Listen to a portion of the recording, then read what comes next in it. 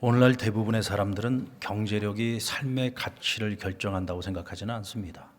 그만큼 우리가 의식이 많이 높아졌다는 뜻이죠. 하지만 삶의 질에는 굉장히 결정적인 역할을 한다고 생각합니다.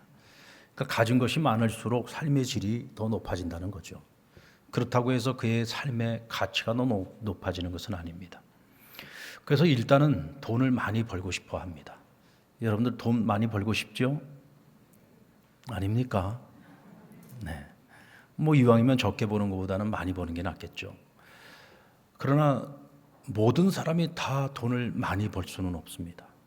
능력에 따라서 어떤 분은 많이 벌기도 하고 어떤 분들은 좀 적게 벌기도 하고. 근데 또 얼마나 많이 버느냐 적게 버느냐를 판가름할 수 있는 기준이 무엇입니까?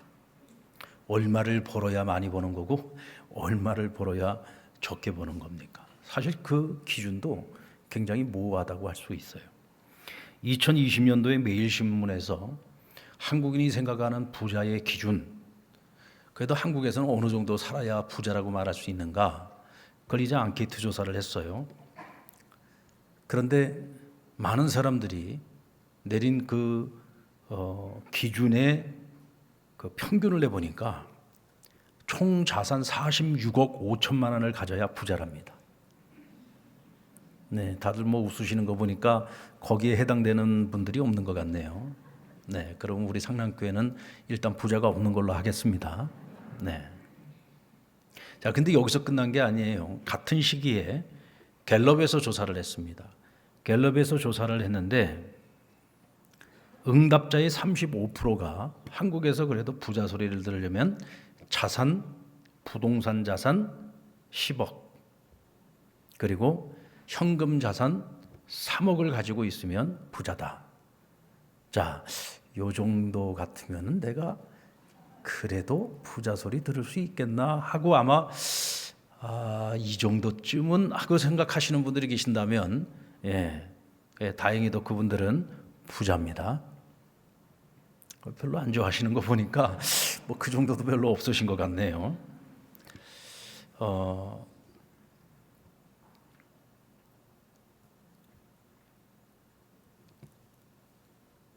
우리가 부자 소리 듣고 사는 거 없다는 소리 듣고 사는 것보다는 낫겠죠.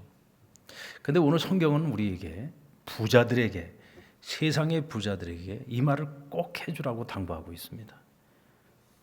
먼저 이 부자들이 하지 말아야 될 것이 있는데 그것은 교만하지 말라는 것이고 돈을 의지하지 말라는 겁니다. 이 얘기는 무슨 얘기냐면 부자가 될수록 교만해지기가 쉽고 부자가 될수록 돈을 의지할 가능성이 더 커진다는 거죠. 교만이라고 하는 것은 사람을 어리석고 미련하게 만드는 우리의 정신세계에 있어서 가장 무서운 바이러스입니다. 사람이 교만해지면요, 답이 없습니다. 교만한 사람에게는 답이 없습니다.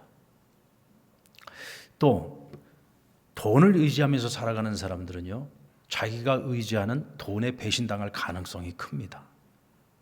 그리고 돈 때문에 불행해질 가능성도 커집니다.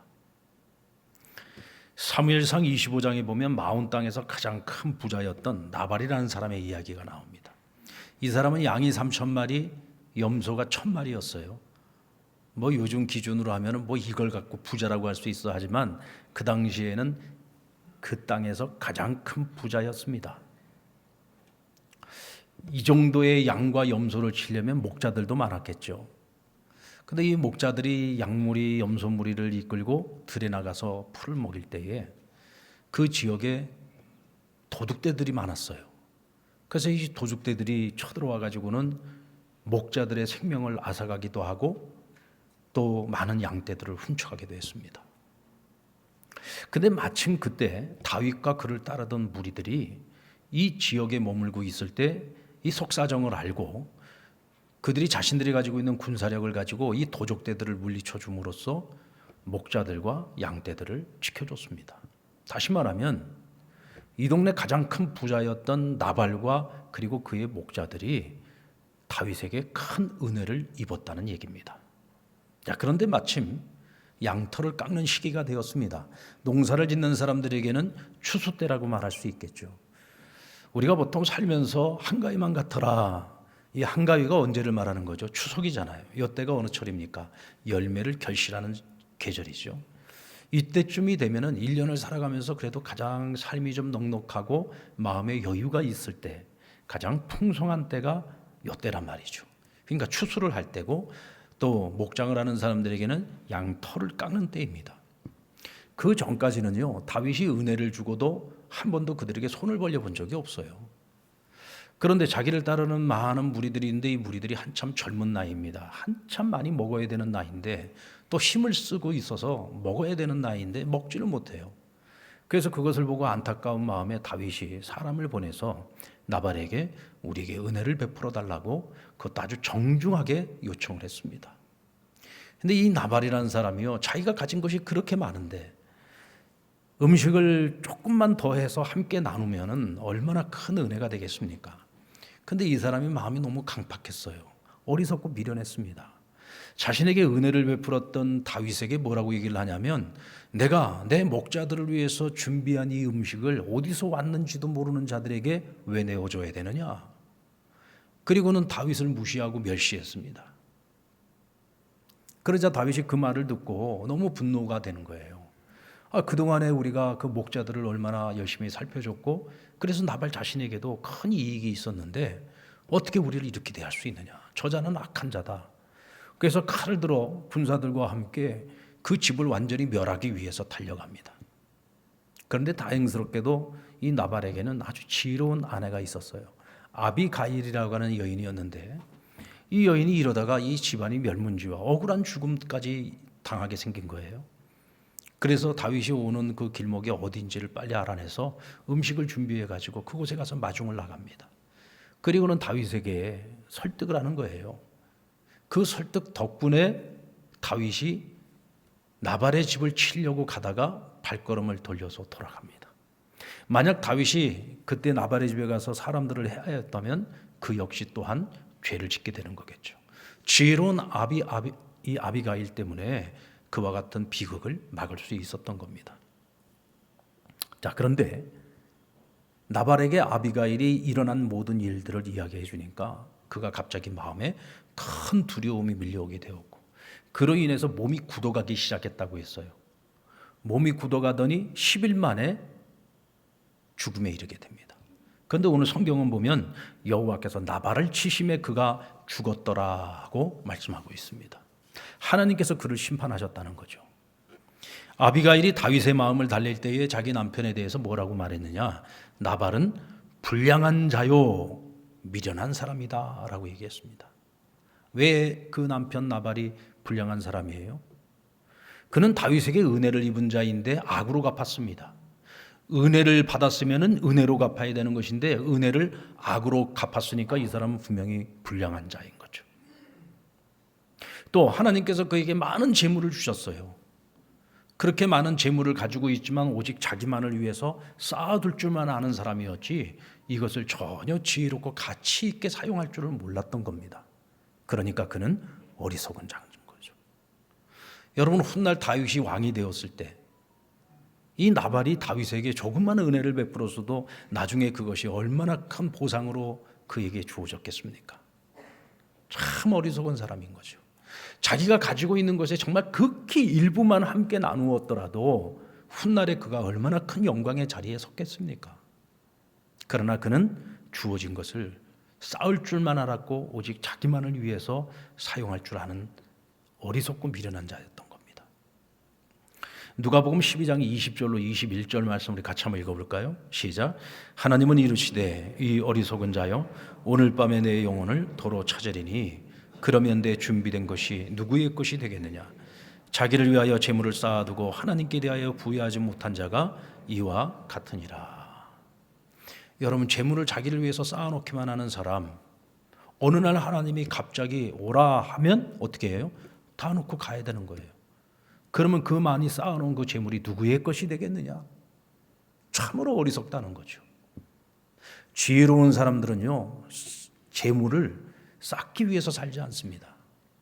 하나님이 주신 것을 하나님의 마음이 있는 곳으로 흘려보내는 인생을 살아가요. 아멘. 흘려보내는 인생을 살아갑니다. 그러니까 하나님께서 그 곳간을 계속해서 채워주시는 거예요. 나누고 베푼다고 해서 그 곳간이 비워지는 것이 아닙니다. 오히려 자꾸 흘려보내야 묵은 것을 흘려보내고 하나님이 새 것으로 날마다 채워주시는 거죠. 그래서 지혜로운 사람들은 재물을 쌓기 위한, 쌓는 것을 목적으로 살지 않고 흘려보내는 것을 목적으로 살아가는 것입니다. 여러분, 돈은요 수단이지 목적이 아니잖아요. 근데 의외로 많은 사람들이 돈을 목적으로 생각하는 이들이 많이 있습니다. 오늘 우리 그리스도인들 가운데서도 이와 같이 돈을 목적으로 생각하는 이들이 있을 거예요. 그러니까 늘 내 자산이 얼마 쌓여 가는지, 내 통장에 얼마만큼의 현금 자산이 쌓여 가는지, 쌓여 가는 거에만 관심이 있지 이것이 어떻게 쓰여질 것인가에는 관심이 없이 살아가요. 그렇다고 한다면 우리는 재물에 있어서 청지기로서 잘못 살아가고 있는 것입니다. 어렸을 때 바닷가 백사장에서 모래성을 쌓아보셨을 겁니다. 여러분들 모래성 다 쌓아보셨죠? 모래성 놀이 해보셨죠? 뭐 친구들하고 같이 가면은요 거의 경쟁적으로 모래성을 쌓습니다. 처음에는 그냥 작게 모래 가지고 놀려고 시작을 했다가 야 누가 더 모래성을 크게 쌓나 한번 해보자 그러면은 뭐 다들 그냥 경쟁적으로 모래성을 쌓습니다. 시간 가는 줄 모르고 모래성을 쌓죠. 그리고 이 모래성이 허물어지지 않았으면 좋겠다. 계속 이 자리에 있었으면 좋겠다. 그래서 그 모래성 곁을 떠나지를 못합니다. 그런데 엄마가 부릅니다. 밥 먹어라. 어서 와. 어서 와.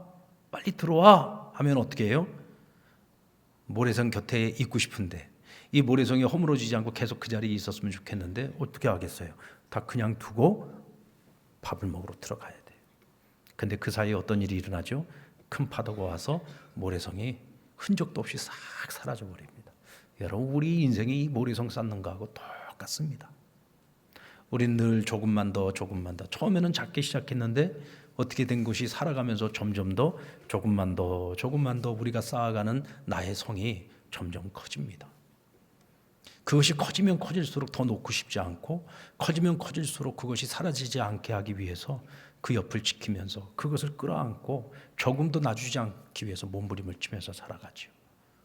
근데 어느 날 하나님 우리를 부르십니다. 다 놓고 가야 됩니다. 다 놓고 가야 됩니다. 그렇게 힘들게 오랫동안 쌓아왔던 모든 것, 내 인생 전체를 통틀어 내 전체를 다 바쳐서 쌓아놓은 것들인데 그것들이 어느 날 어느 순간에 다 사라져버릴 것들이잖아요. 그런데도 우리는 쌓느라 정신이 없고 그것을 보존하느라 정신이 없고 그러다가 허무하게 모든 것을 끝내는 겁니다. 그러므로 오늘 성경은 너희는 소망을 두되 정함이 없는 재물에 소망을 두지 말라고 말씀합니다. 그럼 어디에 소망을 두어야 되느냐? 하나님께 두라는 거예요. 하나님께 소망을 두고 살아가야 된다. 이는 재물을 얻기 위한 노력을 전혀 하지 말라는 얘기가 아닙니다. 여러분, 돈이 있어야 돼요. 돈이 있어야 먹고 살 것 아닙니까? 애들 공부도 시키고요. 좀 사람다운 삶을 살아갈 수가 있죠. 돈이 너무 없어도 죄를 짓게 됩니다. 사람이 돈이 없으면요, 너무 없으면은 사람이 치사해집니다. 부끄러워져요. 그래서 우리는 필요한 만큼 벌기 위해서 열심히 일해야 되는 것이고 부지런히 일을 해야 되는 것이고 그래도 적어도 내 삶을 살아가는데 필요한 만큼은 우리가 벌 수 있어야 되는 거죠. 이왕이면 더 좋은 것 먹고 싶고 더 좋은 거 입고 싶고 뭐 더 좋은 집에서 조금 더 좋은 차를 타고 뭐 그렇게 우리가 조금 더 누릴 수 있는 것들을 누리기 위해 우리가 열심히 살아가잖아요. 뭔가 또 그런 목적이 없으면은 우리가 뭐 이렇게 열심히 살아갈 이유를 찾지 못할 때도 있어요. 나름대로의 그런 개인적인 인간적인 욕망이나 욕구는 어떻게 보면 우리를 더 발전시키는 더 좋은 자원이 되기도 합니다. 그런데 문제는 재물에만 소망을 두고 살아간다면 그것은 문제인 거죠. 왜냐하면 재물에만 소망을 두고 살아가는 사람은 항상 만족이 없어요. 늘 불안합니다. 왜 그럴까요? 내가 이만큼만 내 자산이 생긴다면, 내가 이 정도의 자산을 준비할 수만 있다면 내가 굉장히 만족할 수 있을 거라고 생각했어요. 그런데 막상 그만한 자산이 만들어졌을 때 만족할까요? 여러분, 인간적인 욕망과 욕구의 만족이라고 하는 것은요, 끝이 없습니다. 없을 때는 이만큼만 하지만 이만큼을 가졌을 때에는 여기에 만족을 못하고 조금만 더, 조금만 더. 이게 인간의 마음이에요. 그러니까 물질에 소망을 두고 살아가면 만족이 없어요. 기쁨이 없어요. 행복이 없습니다. 자, 그렇다면 여러분, 이 재물이라고 하는 것이 과연 우리에게 얼마만큼의 안정감을 줍니까? 여러분들 가끔 이제 국가 경제가 힘들어지고 지난번 코로나 사태처럼 어려운 문제들이 찾아왔을 때 경제적으로 굉장히 큰 어려움을 겪으면서 많은 사람들이 극단적인 선택을 하는 경우가 있습니다. 그 왜 그럴까? 여러분, 사람이요, 살면은 또 사라집니다. 아무리 모든 것을 다 잃어버리고 이제는 벼랑 끝이라고 생각하고 모든 게 다 끝났다고 생각을 해도요, 사람이요, 살아있으면 또 사라진다니까요. 제가 목회를 하면서 보니까 정말 하루아침에 모든 걸 다 잃어버리는 사람들 저 참 많이 봤어요. 우리 예수 믿는 사람들이라고 전부 다 성공만 하고 전부 하는 일마다 형통하기만 한 것은 아닙니다. 때로는 고난이 찾아오잖아요. 환난이 찾아올 때가 있어요. 어떤 이유가 됐든지 내가 그동안에 열심히 쌓아 올렸던 것들이 한순간에 다 무너지는 경우들이 있습니다. 여러분, 그래도요, 믿는 사람들은 살아냅니다. 살아있으니까 또 사라지고요, 또 살다 보면은 전화위복의 기회가 찾아오기도 하고, 오히려 망했던 경험이 오히려 다시 일어서는 또 좋은 자원이 되기도 하더라고요. 그래서 어떤 경우에도 우리는 절대로 절망하고 낙심하고 포기해서는 안 됩니다. 살면은 사라질 수 있어요. 근데 왜 사람들이 스스로 자기를 포기하느냐면 물질에만 소망을 두고 살았기 때문에 그런 거예요. 그런데 소망이 사라져 버린 거야. 소망이 사라져 버리니까 살아야 될 이유를 찾지 못하는 거죠. 그러니까 이렇게 살 바에는 차라리 죽는 것이 낫겠다. 얼마 전에 그 코인에다가 그냥 엄청난 돈을 투자를 했다가 그 돈을 다 잃어버리고 제주도에 가서 일가족이 다 같이, 어린아이까지 다 데리고 가서 그냥 차를 몰고 바다에 풍덩 빠져서 다 같이 일가족이 다 같이 죽었어요. 이보다 끔찍한 일이 없는 거죠. 살면 사라지는 것인데 왜 그런 짓을 저질렀을까요? 물질에 소망을 뒀는데 물질이 다 사라지고 나니까 소망이 없어지니까 이 소망 없는 세상에서 내 자식 살게 하고 싶지 않아. 차라리 죽는 게 나아. 그럼 같이 죽어버린 겁니다. 이건 죄악이죠. 여러분, 재물만큼 유동성이 많은 것이 없습니다. 재물은 유동성이 있어요. 사실 재물은 멈춰 있으면 안 됩니다. 재물은 계속 흘러가야 되는 거예요. 그래야 세상의 경제가 계속 돌아가는 겁니다. 그런데 문제는 이제 그 재물이 나에게 있어서 들어올 때도 있고 나갈 때도 있어요. 들어올 때도 있고 나갈 때도 있는데 우리는 항상 들어오기만 하면 좋죠. 벌기만 하면 좋잖아요. 그런데 내가 그렇게 힘들게 벌어놨던 것들이 사업을 하거나 장사를 하거나 어떤 여러 가지 환경들 때문에 한순간에 그것을 잃어버린 경우들이 있어요. 정말 부푼 꿈을 가지고 퇴직금 다 털어가지고 장사를 시작을 했는데 가게 하나 없고 인테리어만 하더라도 요즘 몇 억 아닙니까? 그렇게 해서 시작을 했는데 갑자기 코로나가 터진 거예요. 손님이 안 와요. 날마다 월세는 나가야 되죠. 그러니까 결국은 1년을 버티지 못하고 2년 버티지 못하고 탈탈 털고 나오는 겁니다. 자기 전 재산 다 털어집어놓은 거죠. 근데 싹 다 잃어버리는 거예요. 들어올 때는 좋았는데 그것이 한순간에 싹 다 빠져버릴 때 멘탈의 붕괴가 오지 않겠습니까? 무너지는 거죠. 우리가 세상적인 말로 하면 돌아버리는 겁니다. 견딜 수가 없죠. 그래서 여러분, 정함이 없는 재물에 소망을 두지 말라는 겁니다. 하나님께 소망을 두라고 말씀하십니다.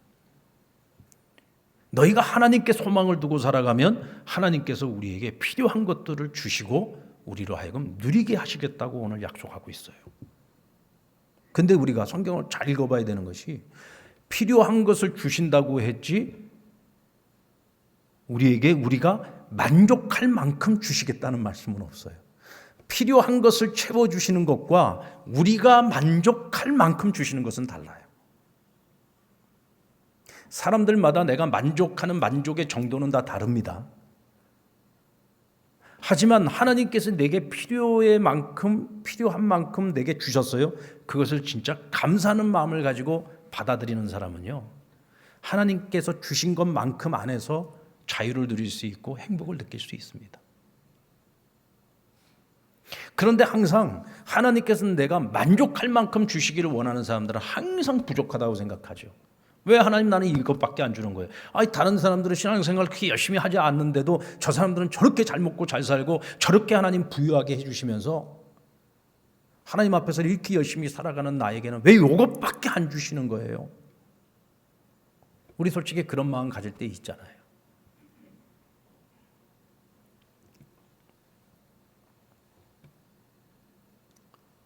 여러분, 하나님은 우리에게 필요한 만큼 주세요. 그리고 필요한 만큼 주신 것에 대해서 감사하는 사람들이 주신 것을 감사함으로 누리면서 살아갈 수 있는 것입니다. 아무리 많이 주셔도 만족하지 못하는 사람들은 그것을 누리지 못해요. 그러나 적게 받아도 하나님 내게 꼭 필요한 것들을 주셨네요. 하나님 감사해요. 이 마음을 가지고 살아가는 사람들은 적은 것 안에서도 기쁨이 있고 감사가 있고 행복이 있어요.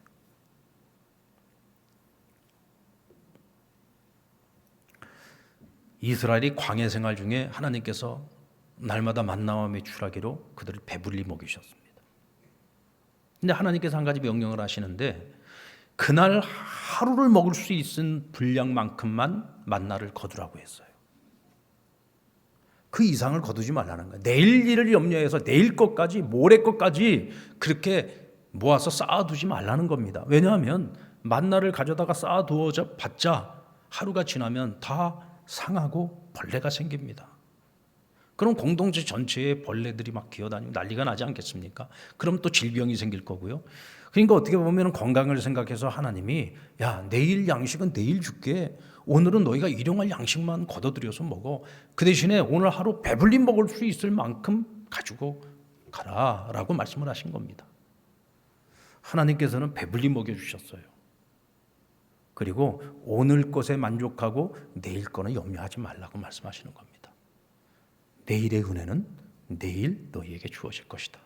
그런데 믿음이 없는 사람들은 자꾸 오늘은 만나가 내렸지만 내일 만나가 안 내리면 어떻게 하나? 모레 만나가 안 내리면 어떻게 하나? 하나님의 은혜가 여기서 멈춰버리면 어떻게 해?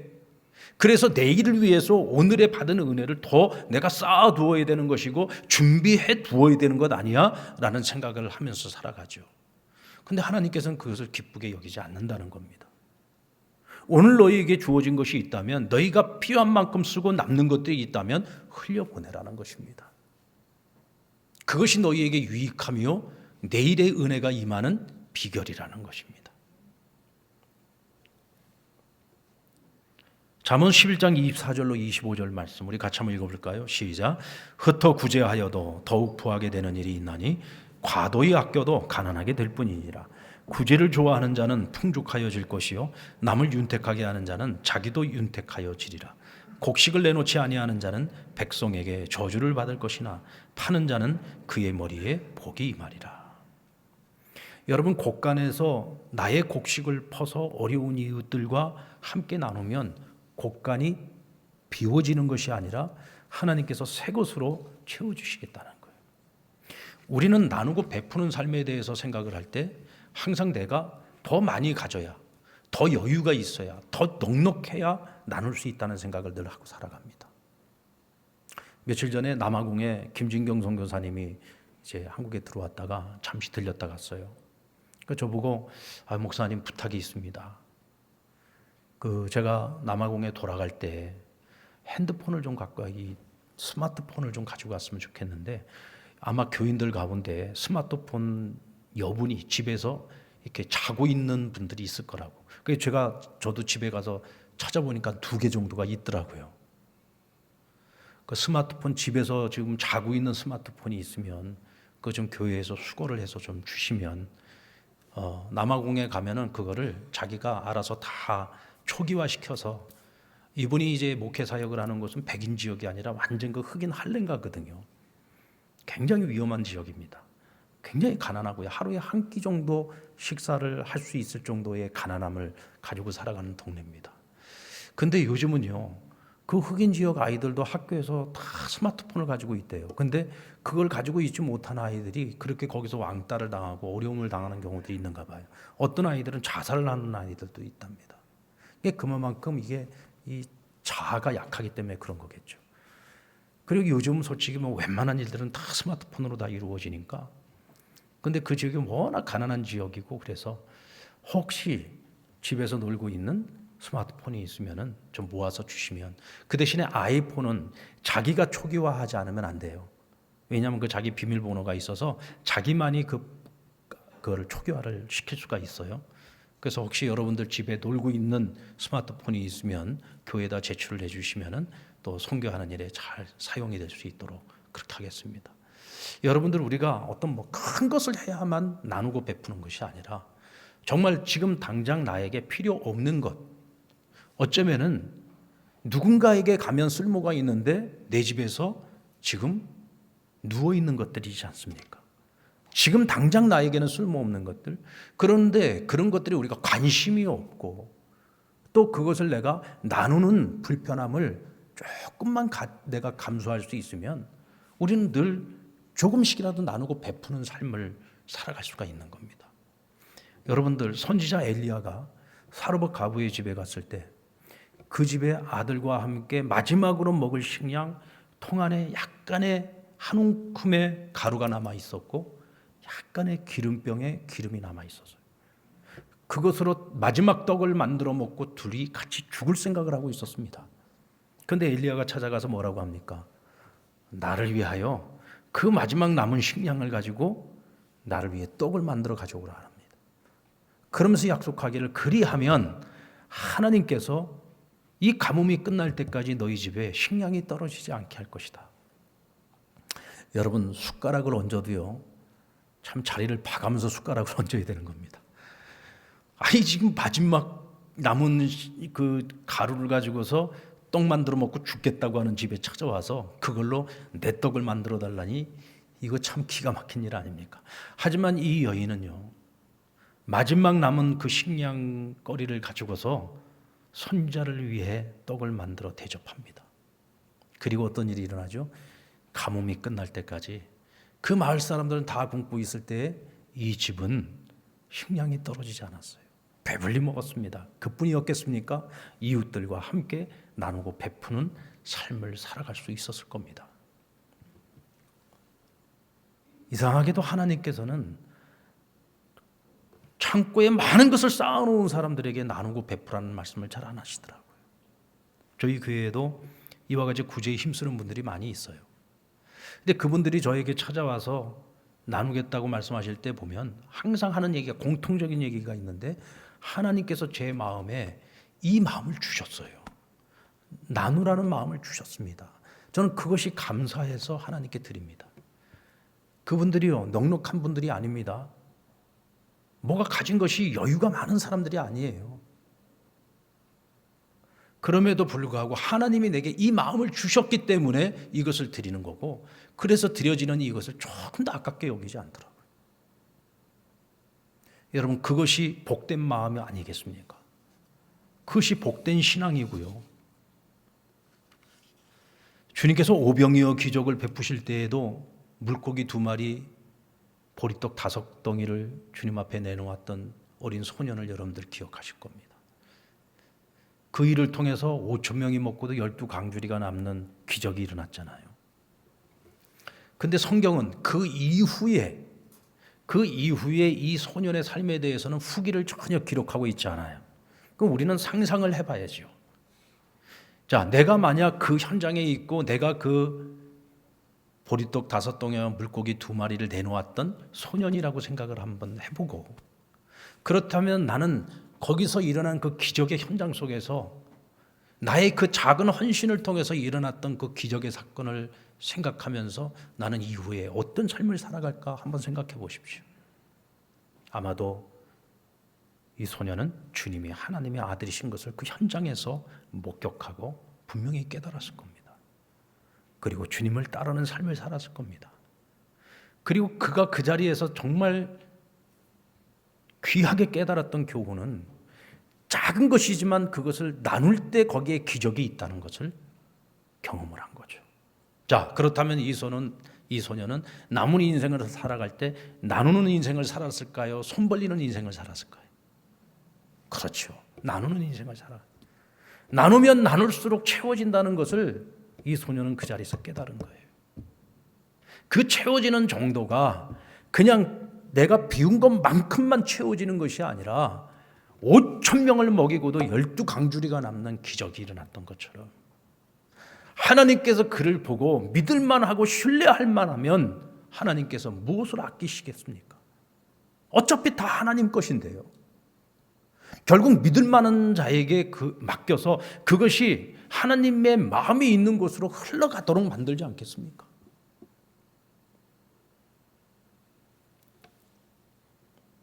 성경은 이와 같은 사람들을 가리켜서 장래에 자기를 위하여 좋은 터를 쌓는 자라고 말씀합니다.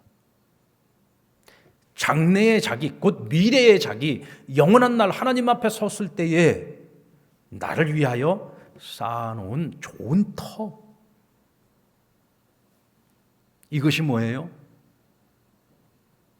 하나님이 주신 것들을 하나님의 마음이 있는 곳으로 흘려보내는 거예요. 나보다 더 가난하고 더 힘들고 조금만 도와주면 일어설 수 있는 사람들, 그들에게 흘려보내고 그리스도의 복음이 전파되는 곳마다, 하나님 나라가 확장되어져 가는 곳마다 하나님이 필요로 하는 곳에 하나님 내게 주신 것들을 물질의 청지기로서 흘려보내는 삶. 이것이 곧 뭐예요? 미래를 위하여 자기를 위해서 쌓아놓는 좋은 터라는 것입니다. 여러분들, 가룟 유다는 예수님이 12제자 안에 들어가는 영광을 누렸던 사람입니다. 그러나 은30에 자기 스승 예수를 법 없는 자들의 손에 팔아넘겼습니다. 뒤늦게 후회하고 어떻게 했어요? 스스로 목매달아 죽었습니다. 비참하게 자기 인생을 마치고 영원토록 많은 사람들은 가룟 유다를 이야기할 때 돈을 사랑한 자였다고 얘기를 합니다. 여러분, 오늘날에도 요즘처럼 물질 만능주의 시대를 살아가고 있는 이런 시대에도 저 사람은 돈을 사랑하는 사람이야, 이건 칭찬이에요, 욕이에요? 칭찬이에요, 욕이에요? 고만 자시고 눈 좀 떠봐요. 제가 목소리가 너무 부드러워서 그냥 자장가처럼 들리는가 봐. 자, 내가 이제 하다 까먹었네. 자, 저 사람은 돈을 사랑하는 사람이다. 이건 욕이에요, 칭찬이에요? 이건 욕이에요, 욕. 여러분, 우리 스스로 한번 생각해 봅시다. 우리는 가룟 유다를 비웃고 있어요. 비판해요. 그렇지만 우리의 마음속 한 구탱이에 돈을 사랑하는 마음이 있잖아요. 그렇다면 이제 우리는 돈을 사랑하는 마음을 하나님을 사랑하는 마음으로 바꿀 수 있기를 바랍니다. 그리고 하나님이 사랑하고 하나님의 마음이 있는 그곳에 하나님이 주신 것들을 흘려보내는 사람들이 되세요.